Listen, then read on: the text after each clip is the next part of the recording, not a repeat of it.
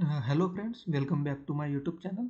मेरा नाम है रोशन और आप सीख रहे हैं मेरे साथ रिएक्ट जेएस। तो चलिए शुरू करते हैं हमारा और एक नया वीडियो। बेसिकली फ्रेंड्स, हम एक और नया कॉन्सेप्ट देखने वाले हैं जिसका नाम है कंडीशनल रेंडरिंग। ओके, तो बेसिकली कंडीशनल रेंडरिंग क्या है मैं आपको बताता हूँ। देखिए फ्रेंड्स, अभी तक हम हमारे जो भी पिछले प्रैक्टिकल वीडियोस थे वहाँ पे हम क्या कर रहे थे, जो भी JSX HTML हमें डिस्प्ले कराना है किसी कंपोनेंट से, वो सारा के सारा HTML हम सीधा सीधा जैसा नॉर्मल HTML हम लिखते हैं HTML की फाइल में, उस तरह से हम JSX में लिख रहे थे। ठीक है, तो हमें सारा जितना भी हमारा HTML बेसिकली लिखा होता है सारा के सारा हमें डिस्प्ले हो जाता है जब हमारा वो कंपोनेंट एक्चुअल में रेंडर होता है। ठीक है, तो अब कंडीशनल रेंडरिंग का अप्रोच क्या है फ्रेंड्स, मैं आपको बताता हूँ। देखिए, जैसे मान लो मेरी कोई रिक्वायरमेंट है, मेरे मैं किसी मान लो मैं किसी ई कॉमर्स के प्रोजेक्ट पे काम कर रहा हूँ। ओके, तो वहाँ पे मेरी रिक्वायरमेंट कुछ इस तरह से है कि अगर यूज़र लॉगिन है, ठीक है, यूज़र अगर लॉगिन है तो मुझे एक मैसेज दिखाना है कि you can check out to you can proceed to checkout. Okay, और अगर यूज़र लॉगिन नहीं है तो मुझे मैसेज दिखाना है कि please log in before checkout. Okay, कुछ इस तरह से अगर हमारा मतलब रिक्वायरमेंट है, कुछ इस तरह से अगर हम वर्क कर रहे हैं हमारे एप्लीकेशन पे, तो यहाँ पे हमें क्या है कि यहाँ पे कंडीशनल रेंडरिंग का हमें यूज़ करना होगा। तो कंडीशनल रेंडरिंग किस तरह से हम यूज़ कर सकते हैं वो मैं आपको बताता हूँ। तो फ्रेंड देखिए, अब मैं यहाँ पे एक नॉर्मल वेरिएबल बना लेता हूँ जिसका नाम मैं देता हूँ यूज़र लॉगिन स्टेटस। ओके, और इसकी वैल्यू इनिशियली मैं रखता हूँ फॉल्स, मतलब कि यूज़र लॉगिन नहीं है। ठीक है, अब इसे हैंडल करने के लिए क्या करना होगा फ्रेंड्स कि सबसे पहले हम जावास्क्रिप्ट का नॉर्मल इफ़ कंडीशन जो होता है वो यूज़ कर सकते हैं। फर्स्ट अप्रोच हमारा जो है वो ये है। डिफरेंट अप्रोच है फ्रेंड हमारे पास एक ही रिक्वायरमेंट को फुलफिल करने के लिए। तो बेसिकली हम इफ एल्स कंडीशन का यहाँ पे यूज़ कर सकते हैं। अब इफ एल्स का यूज़ हमें कैसा करना है फ्रेंड्स, तो अब जैसे यहाँ पे यूज़र ट्रू होगा तो यहाँ से हमें एक रिटर्न कराना है, एक HTML का एलिमेंट बेसिकली हमें यहाँ से रिटर्न कराना है कुछ इस तरह से, नॉर्मल जैसे हम JSX अभी तक लिख रहे थे ठीक उसी तरह से, लेकिन इफ़ के कंडीशन में। तो मैं यहाँ पे मैसेज डाल दूंगा, अगर ट्रू है तो you can proceed to checkout. Okay, और अगर फ्रेंड्स ये अगर फॉल्स कंडीशन हो जाती है, मतलब कि वो फॉल्स है अगर उस वेरिएबल की वैल्यू, तो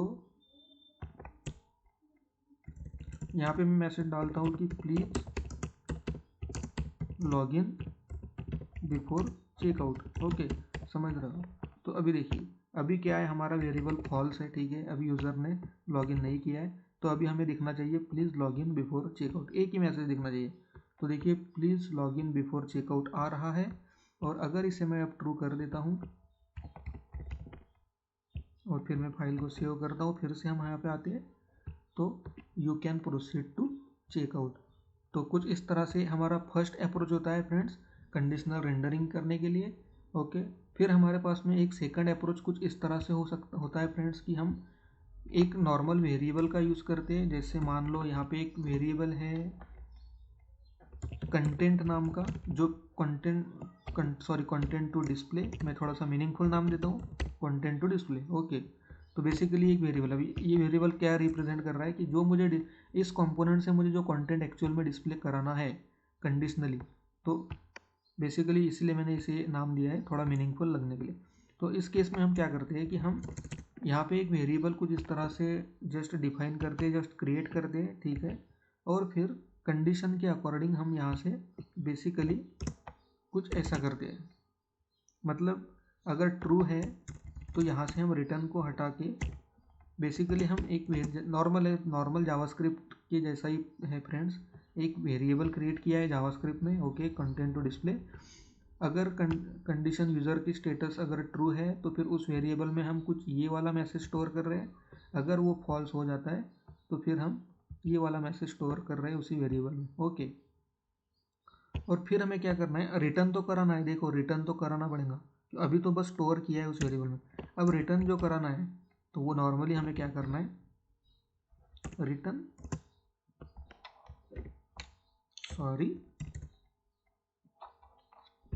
रिटर्न क्या करना है फ्रेंड्स, वही वाला वेरिएबल, देख रहे हो आप, बस ठीक इसी तरह से। अब देखिए सेम वे में हमारा आउटपुट आने वाला है, you can proceed to checkout, क्योंकि मैंने ट्रू कर दिया है। अगर मैं इसे फॉल्स करता हूँ तो देखिए please log in before checkout, देख रहे हो आप, ओके। और अगर यहाँ से हम रिटर्न ना कराए तो फिर तो कुछ दिखने वाला है नहीं, क्योंकि हमने तो कुछ रिटर्न कराया ही नहीं, ठीक है। ये होता है friends second approach. First approach में क्या किया है कि नॉर्मली इफ़ के कंडीशन से ही हमने डायरेक्टली रिटर्न कर दिया है। सेकंड केस में हम ऐसा कुछ कर सकते हैं कि एक वेरिएबल बना सकते हैं और वेरिएबल में हम कंडीशनली जो कंटेंट चाहिए वो स्टोर कर लेते हैं, और फिर स्टोर करने के बाद में फिर हम यहाँ पे कुछ इस तरह से बस उस वेरिएबल को रिटर्न करा देते हैं, तो हमारा एप्लीकेशन सही से चलने लगता है। फिर आता है फ्रेंड्स हमारा एक थर्ड अप्रोच, आता है फ्रेंड्स हमारे पास। तो वहाँ पे हम क्या करते हैं, वहाँ पे हम जावास्क्रिप्ट में जो टर्नरी ऑपरेटर होता है, कंडीशनल ऑपरेटर और टर्नरी ऑपरेटर, इसका बेसिकली हम यूज़ करते हैं। तो फिर देखिए बार बार मैं यही बोलता हूँ कि जावास्क्रिप्ट आपको अच्छे से पता होना चाहिए। तो यहाँ पे हम क्या करते हैं, यहाँ पे हम कंडीशनल ऑपरेटर का, टर्नरी ऑपरेटर का यूज़ करते हैं। वेरिएबल की वैल्यू चेक करेंगे ट्रू फॉल्स, अगर ट्रू है तो ये वाला ब्लॉक बेसिकली एग्जीक्यूट होता है हमारा नॉर्मली, और फॉल्स होता है तो ये वाला ब्लॉक एग्जीक्यूट होता है, और एंड में सेमीकोलन स्टेटमेंट को एंड करने के लिए। तो यहाँ पे भी हम सेम अप्रोच के साथ जाते हैं। यहाँ पे हम देखते हैं कि इस वाले वेरिएबल की वैल्यू क्या है, अगर ट्रू है तो फिर यहाँ पे हम जो लिखने वाले हैं वो एग्जीक्यूट होता है, बेसिकली रिटर्न होता है फ्रेंड्स, एग्जीक्यूट नहीं होता है, रिटर्न होता है। तो कुछ कोड को कंडीशनली एग्जीक्यूट भी हम करा सकते हैं, और हमें रिटर्न कराने के लिए बेसिकली कंडीशनल ऑपरेटर यूज़ होता है। तो ये अगर ट्रू है तो यहाँ पे जो भी हमारा होगा जावास्क्रिप्ट HTML जो भी है, JSX मतलब नॉट HTML JSX, तो वो यहाँ से रिटर्न होगा। तो अब यहाँ पे हम लिख देंगे सीधा सीधा, यहाँ पे हम लिखेंगे कि अब मैं नॉर्मल मैसेज को ये रखता हूँ कि है सक्सेस, ओके। और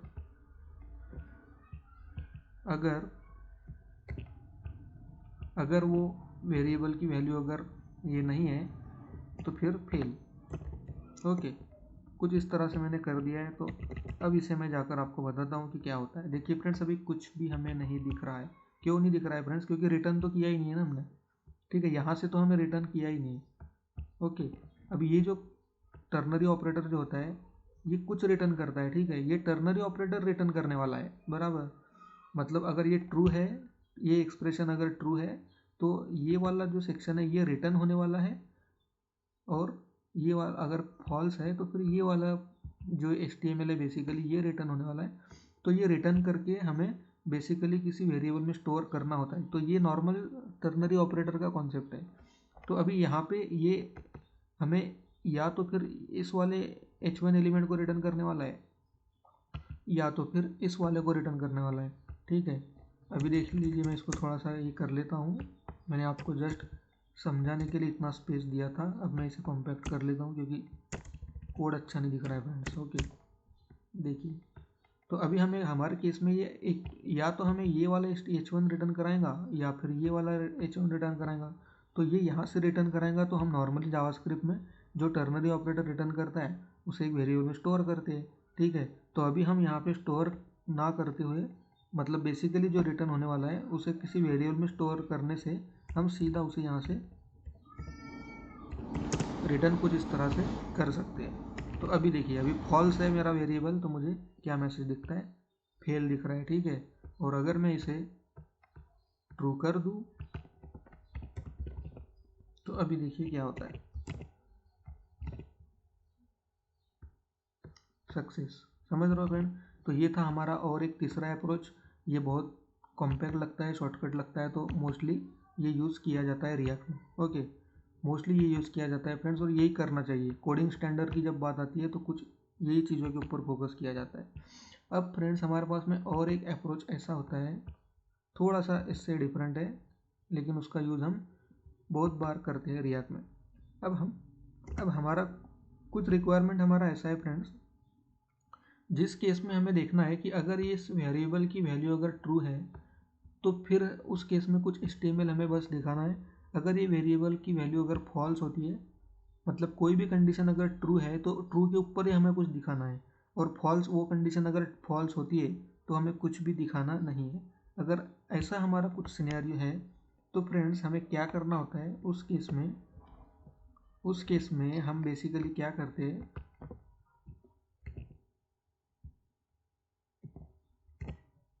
यूज़र लॉगिन, फिर यहाँ पे हम % लगा दें, और जो भी HTML हमें दिखाना है basically h1 yes you are all good to go, for example ऐसा मेरा कुछ रिक्वायरमेंट है। ओके, तो अभी देखिए क्या होता है। अभी हमारा वेरिएबल ट्रू है। ओके, तो अभी हमें कुछ दिख नहीं रहा है। क्यों नहीं दिख रहा है फ्रेंड्स? क्योंकि हम रिटर्न तो कुछ करा रहे नहीं है।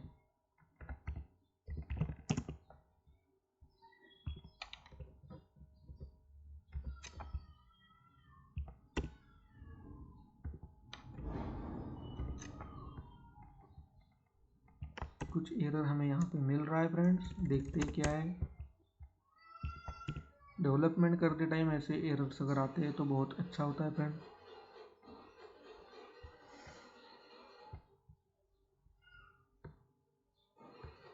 ठीक है फ्रेंड्स, देखिए इस तरह से हमें कुछ करना होगा। अब फ्रेंड्स बहुत बार क्या होता है कि सिंटैक्स मतलब हम इतने सारे डिफरेंट टेक्नोलॉजीज़ पे, फ्रेमवर्क पे वर्क करते हैं, तो सिंटैक्स बहुत बार हम पूरा की पूरा सिंटैक्स हमारे मतलब दिमाग में नहीं होता है, तो कुछ टाइम पे हमसे थोड़ी गड़बड़ी हमसे हो सकती है फ्रेंड्स। तो सिंटैक्स जो है मुझे रिटर्न जो यहाँ पे लिखना है, एक्चुअली जो मैंने बाहर लिख रहा था तो इसलिए वो नहीं वर्क हो रहा था। ठीक है फ्रेंड्स, तो कुछ इस तरह से इस वे में हम वही कंटेंट सिर्फ दिखाने वाले हैं।